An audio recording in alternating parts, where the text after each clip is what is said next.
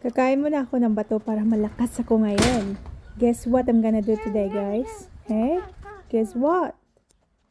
Bitaw, dili siya bato akong gikaon, guys. It's called binangkal in Bisaya or sesame balls. Unsa daghan ni sa Tagalog, pero sa Bisaya, binangkal among tawag ani niya. I hope napanood niyo na ang video ko tungkol sa pagluluto namin ni Stephanie ng binangkal. Nasa YouTube channel po namin at sa Facebook page. Ano po ba ang gagawin ko ngayon? Bakit po ako tumungtong dito sa bubong?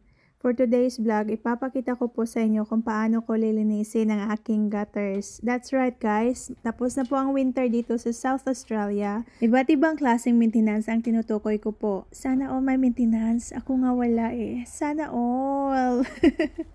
Isa na dito ay ang paglilinis ng inyong gutters. Pwede po ba magpapalinis? Kinakalawang na yata eh. Oh, ano po bang nasa isip nyo? Hindi, yung gutters lang guys, oh. Tingnan nyo po. Ang dami ng mga dumi, oh. Pwede na yata itong pagtatamnan. Hindi ko po kasi ito nalinis last year. Dapat sana kada taon. Paano ba naman kasi? Meron po akong phobia sa heights. Nakakalula pong umakyat sa bubong. This time, naglalakas loob na lang po ako. Pwede naman ding tumawag ako ng maintenance guy para ililinisin ang aking gutters. Pero, marami po akong bayarin ngayon. Kuryente, tubig, council rate, registration ng sasakyan, at meron pa sa Pinas.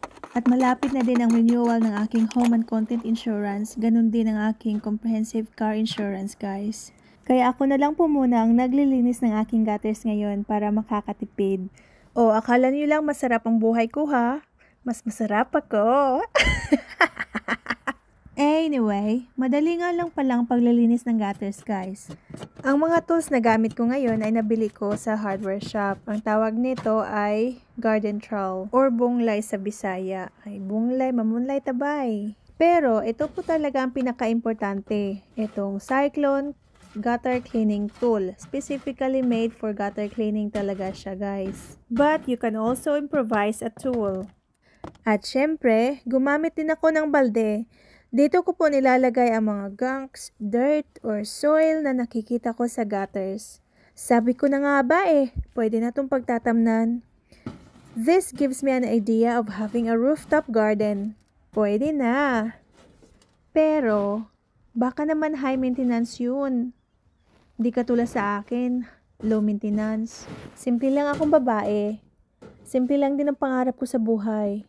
To have good health, have a roof over our heads, can pay my bills. Pero, there's still this emptiness inside of me. This longing na hindi ko rin alam. Ano po ba talaga? Nako, drama kaayo ni siya. Oy, muhilak na lamang tagdugos, ani.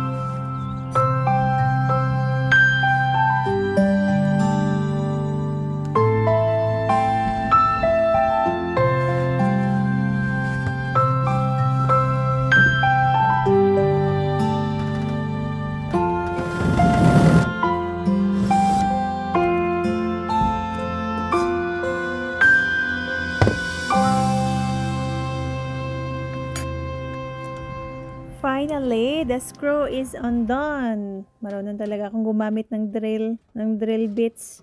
So, nilinis ko din itong bahagi na ito guys kasi marami din mga dumi dyan. Para tuloy-tuloy ang daloy ng tubig patungo sa aking water tank. Alam niyo po ba, dito lang ako sa Australia nakakatikim ng tubig na ulan. Kasi nung bago pa lang akong dating dito, tubig ang ulan ang iniinom namin. Kaya dito ko po napagtanto na mas mainam na lilinisin ang gutters every year para malinis din ang iniinom na tubig. Ay grabe naman ito, makikita nyo po na may mga halaman ng kusang tumubo lang dito. Bukod sa mga damo, meron din ako nakikita mga ipot. At meron din mga laruan ng aking mga anak.